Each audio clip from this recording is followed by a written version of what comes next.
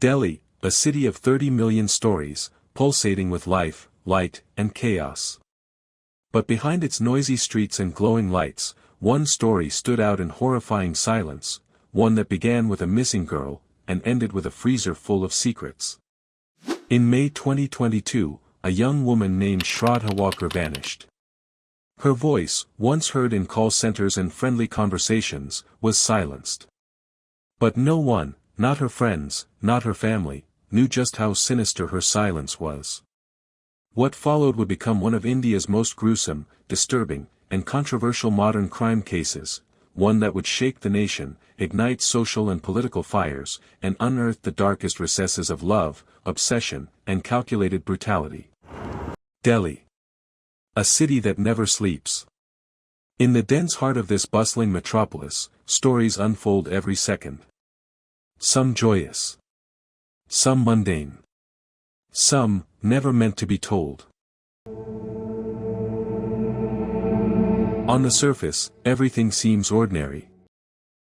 But in May 2022, the city bore witness to a story that tore through the illusion of safety, love, and trust.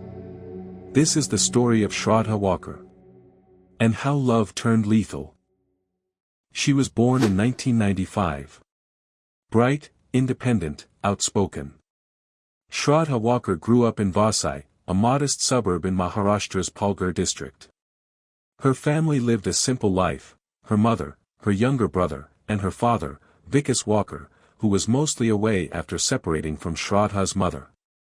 Shraddha was close to her mother and brother but drifted as she entered adulthood.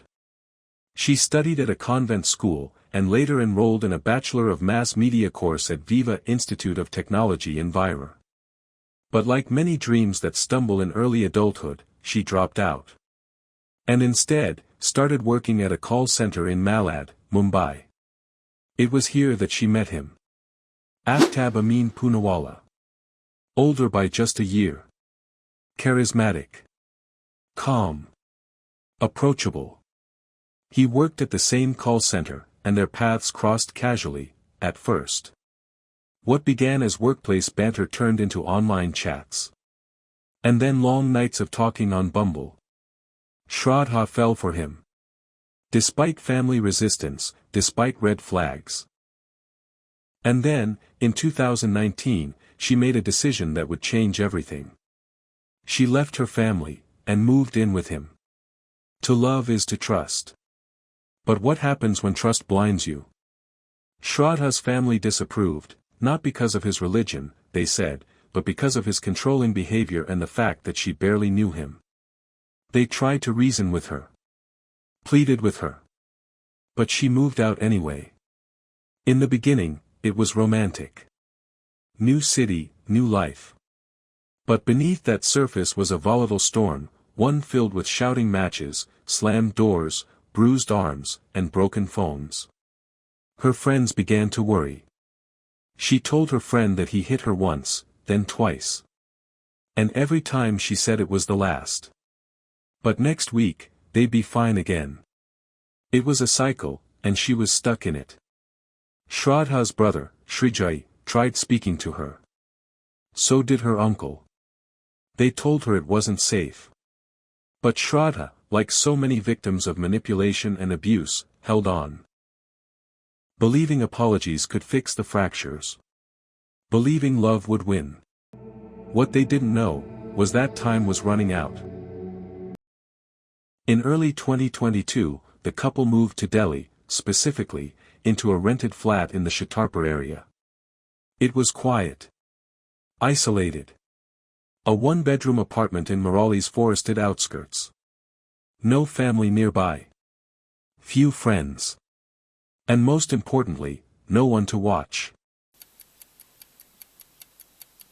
On the night of May 18, 2022, everything changed. Shraddha and Aftab had yet another fight. Sources say it was over money. Others claim she confronted him about another woman. What we know for sure, is that at 10:47 p.m., Shraddha was alive. And by 11:30, she wasn't. In his later confession, Aftab said that she yelled at him. She wanted to leave. threatened to go to the police. He snapped. He lunged. And with his bare hands, he strangled her. But what he did next turned a case of domestic violence into one of India's most horrific crimes. After killing Shraddha, Aftab sat. Thought. Waited. Then, like he'd rehearsed it before, he walked to a nearby shop and bought a 300-liter fridge. The kind used in restaurants. Industrial. Deep. He returned. Cleaned the blood. Stripped her body. Then, with tools he purchased one by one over the next 24 hours, 2 knives, a saw, a hammer, he began dismembering her. Piece by piece, over the course of hours, he cut her into 35 parts. And while the world outside went on, while friends thought she was ignoring calls, while family believed she was just distant, Shraddha's remains sat frozen behind a white door. At 2 a.m. each night, Aftab would walk into the Shraddha forest. A part in a bag. A flashlight in his hand. Slowly, he began erasing her. For 18 nights, he did this. Calculated. Precise. A man who claimed he watched Dexter for inspiration. A man who knew how to preserve flesh, because, yes, he was a trained chef. He cleaned the house with chemicals. Washed blood out of the clothes. Disposed of the tools. But he didn't stop there. He slept in the same room where he killed her. Often, he said, opening the fridge and looking at her face. For 6 months, Vikas Walkar had no idea his daughter was missing. He thought she was in Bangalore. Working. Busy. Distant, as usual. But when her friends reached out, worried they hadn't heard from her since May, something clicked. He filed a missing persons complaint in October. The police got involved. They tracked her last known location, Delhi. They found her phone inactive for months. Her social media silent. And Aftab, evasive. When brought in for questioning, he lied at first. Said she left him. That she stormed out after a fight. But his story didn't hold. Dates didn't match. Details were fuzzy. He broke. And then, he confessed. The confession was chilling. No remorse. Just facts. He led the police to the forest. Showed them the spots where he'd dumped her. One by one. But nature had taken its toll. Of the 35 parts, only 13 were recovered. Mostly decomposed. Mostly bone. Shraddha's head was never found. Confession is one thing. Proof is another. On November 12, 2022, Delhi police arrested 28-year-old Aftab Poonawala and booked him for the murder of Shraddha Walkar. But to build a case this brutal, this horrifying, they needed more than words, they needed evidence. And so, the search began. The Shraddha forest became a graveyard of secrets. Teams combed through the undergrowth, turning over stones, clearing bushes, and digging in the dirt. Days passed. Dogs sniffed. Drones scanned. Officers searched silently, piece by piece. And the bones began to surface. A jawbone. A piece of a femur. Ribs, vertebrae. Bits of decomposed flesh. And with them, a desperate hope, could these remains, lost to time and insects, still tell the truth? A DNA test was ordered. Samples were taken from Shraddha's father. The results came in. Match. It was her. Inside the Morali flat, the walls may have been scrubbed clean, but traces remained. Blood residue in corners. Stray hair strands. Pieces of clothing burned, but not all. Some were hidden in the back of drawers. Some bore stains invisible to the eye, but not to science. Police also retrieved Aftab's phone. His Google search history painted a chilling picture. How to clean blood from floor. Best chemical to erase blood traces. Human body decomposition timeline. How to preserve flesh. He wasn't just a murderer. He was a planner. Who was Aftab Poonawala? On the surface, he was quiet, calm, intelligent. He had studied mass media at LS Raheja College and worked side by side with Shraddha in the same MNC call center. By all accounts, he was charming, smooth with words.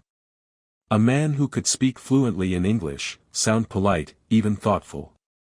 But underneath, he was something else. Aftab displays signs of classic psychopathy, detachment, lack of empathy, and manipulative behavior. What stands out is the post-crime behavior. Most people panic. They flee. But he remained composed. Lived normally. Even dated other women while Shraddha's remains were still in his home. Police revealed that he continued to live in the flat for months. Ate meals. Watched TV. Went out. Slept on the bed in the same room where he had dismembered her. According to his confession, he often opened the fridge and looked at Shraddha's severed face. And when asked why, he simply said, "I didn't feel anything." The trial began to unfold. The media frenzy was immediate. The courtroom was packed, press, protesters, family members. Cameras weren't allowed inside, but the outside world clung to every word that emerged.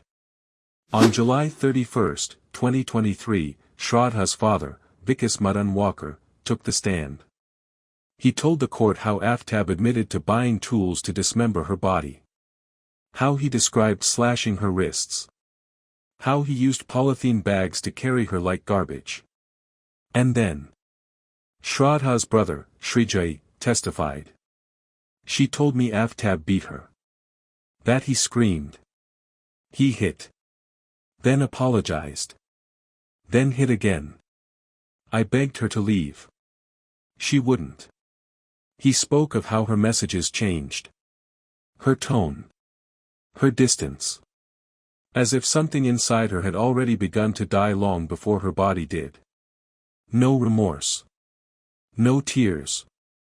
No reaction.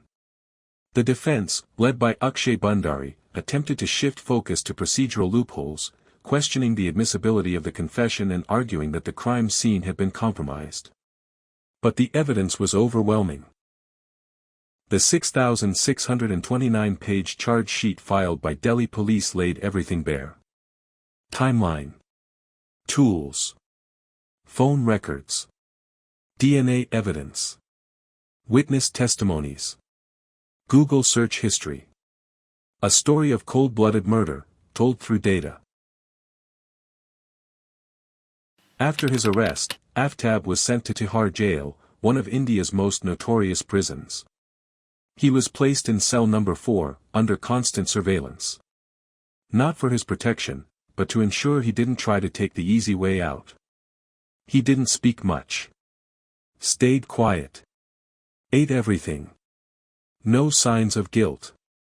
No outbursts. Just silence. Initially, he was allowed out for just 2 hours a day. But on March 15, 2024, the Delhi High Court changed that. In response to a petition by his lawyer, a bench headed by Justice Suresh Kumar Kate ruled that Aftab could no longer be kept in solitary confinement under the garb of security. Like every other inmate, he would now be allowed outside his cell for 8 hours daily.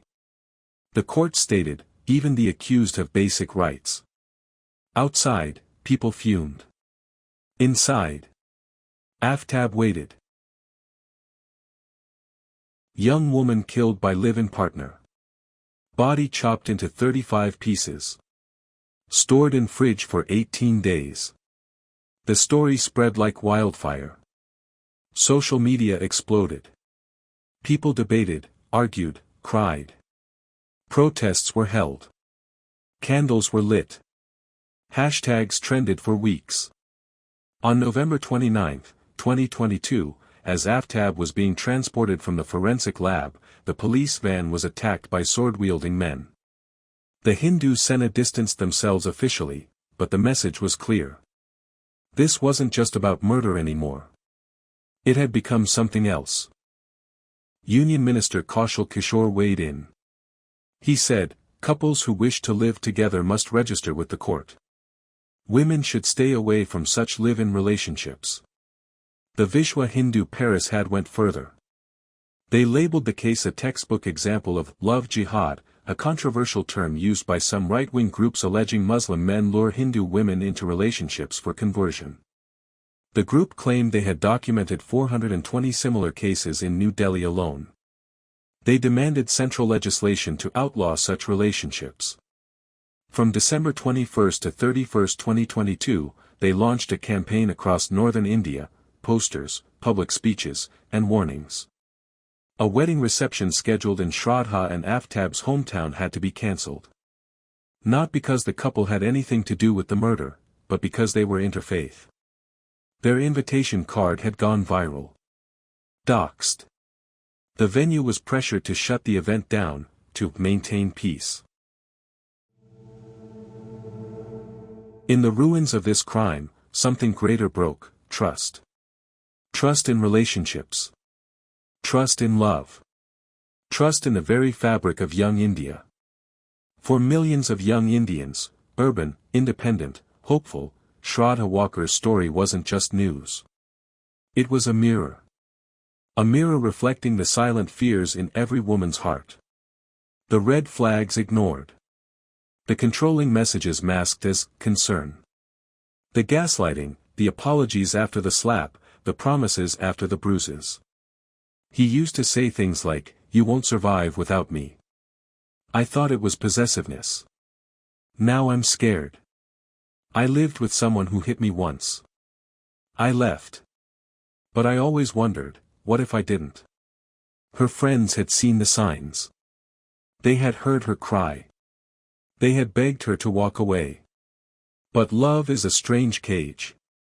And sometimes, the lock is on the inside. Shraddha's rented apartment had become infamous. Reporters dubbed it the butcher's den. Blood had seeped into the tiles. The walls had been painted over. But the past lingered in the air. Investigators found traces of cleaning chemicals. Scented candles. Febreze bottles. Even air fresheners tucked near the fridge. But what shocked them was what they found in Aftab's bookshelf. Mind Hunter, by John Douglas. Dexter, the novel. The Anatomy of Murder. A manual on butchery. It wasn't just inspiration. It was admiration. He was fascinated by control, by clean kills, by the science of disposal. The chilling realization. He was studying. Not for college. For murder. Vikas Walkar sitting in a TV interview. I didn't even know my daughter was in Delhi. She stopped telling us things. Maybe she didn't want us to worry.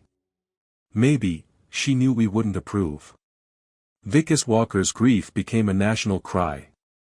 He had been distant from Shraddha after she moved in with Aftab, partly due to their disapproval of the interfaith relationship. But now, all that remained, was regret. We failed her. We didn't know how bad it had gotten. Across the country, families sat down with their daughters, their sisters, their friends. Conversations began, about toxic relationships, about emotional abuse, about the silent signs that often scream too late.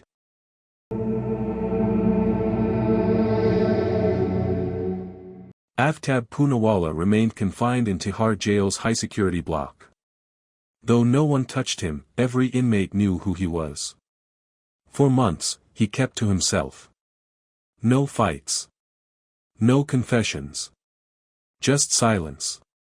But prison guards reported strange behavior. He requested English novels.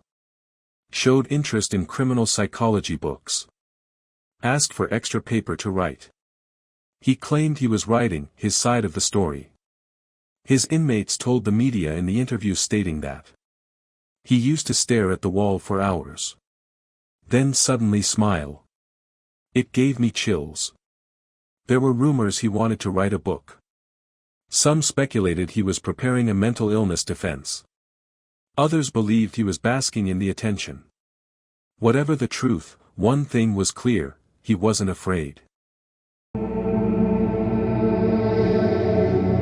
Despite the mountain of evidence, Aftab's trial moved slowly, like most criminal cases in India. The wheels of justice turned, but creaked under backlog, appeals, technicalities. It may take years before a verdict is reached. Even if convicted, appeals could drag it out another decade. Vikas Walkar demanded the death penalty. Many agreed. But the law demands proof beyond all doubt. And while Aftab confessed, his lawyers fought hard to weaken the chain of custody, the validity of his statements, the collection of forensic evidence. Meanwhile, he waited. Shraddha's family waited. The nation waited. Shraddha Walkar is gone. But her story lives on, not in how she died, but in the questions she forced us to ask. Can love be fatal? Can silence be more dangerous than screams? Can society learn, before another Shraddha? The court proceedings began quietly. No cameras. No public access. Just transcripts, leaks, and whispers. Aftab Poonawala appeared calm, clean-shaven, expressionless. When asked to speak, he answered in measured tones. No remorse. No panic. No outbursts. Court reporters quoted that. He behaves like this is just a formality. Like he's already moved on. The 6,629-page charge sheet prepared by Delhi police became the spine of the trial. Inside it, every grisly detail. The timeline of Shraddha's last days. Aftab's purchase of knives, a saw, and chemicals. Cell tower records placing him in Chhatarpur forest at 2 a.m. The fridge. The blood. The bones. And most damning of all, the DNA match. The bones found in the forest belonged to Shraddha. There was no doubt. But Aftab's defense had a plan. Aftab's legal team didn't deny the death. They questioned how the death occurred.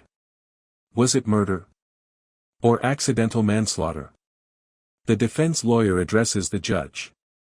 Your Honor, my client acted in a moment of emotional breakdown. He was provoked. There was no premeditation. The crime lacks mens rea. They hinted at psychological instability. Raised questions about Shraddha's own state of mind. Even suggested mutual violence. The courtroom was divided. Some called it a desperate move. Others feared the narrative was shifting. But prosecutors struck back. The prosecution tore through the defense's claims. Aftab had bought tools of dismemberment days before the murder. He searched for methods of body disposal after the murder. He kept her body in the fridge for 18 days while continuing to order food, swipe dating apps, and meet other women. Prosecutors' voice rising as they speak. Is that the behavior of a remorseful man? Or a remorseless predator? They called upon digital forensic experts, crime scene investigators, behavioral psychologists.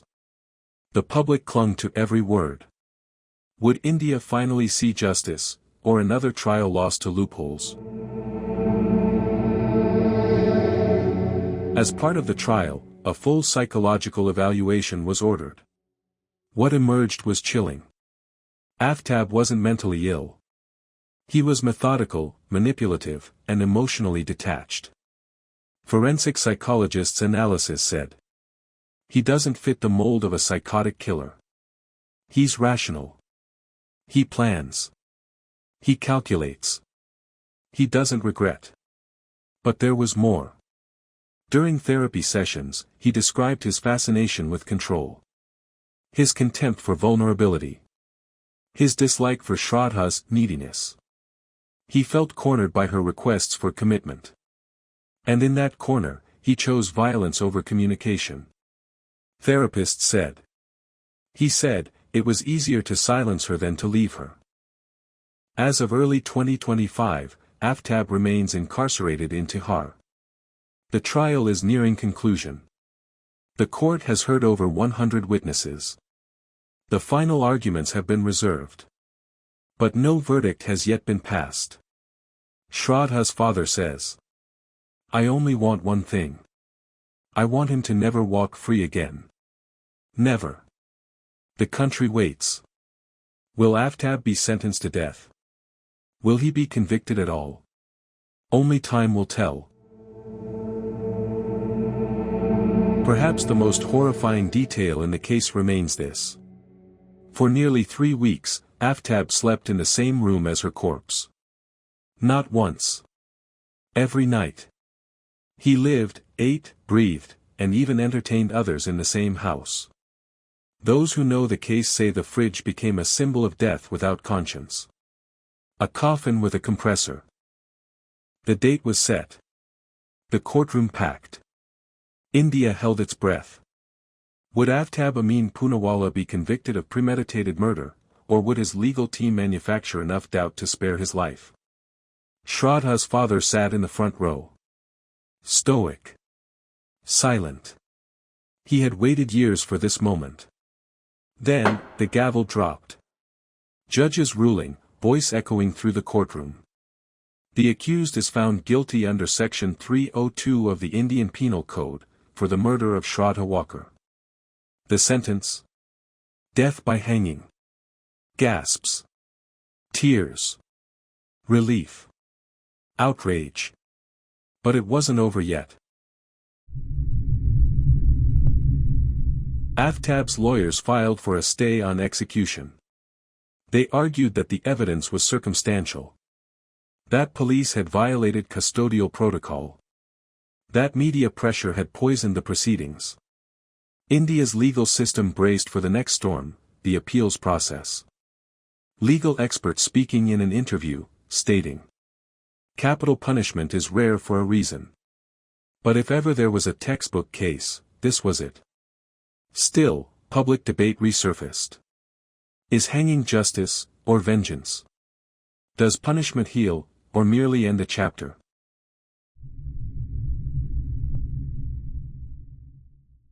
Shraddha Walkar wasn't a headline. She was a human being. A daughter. A friend. A dreamer.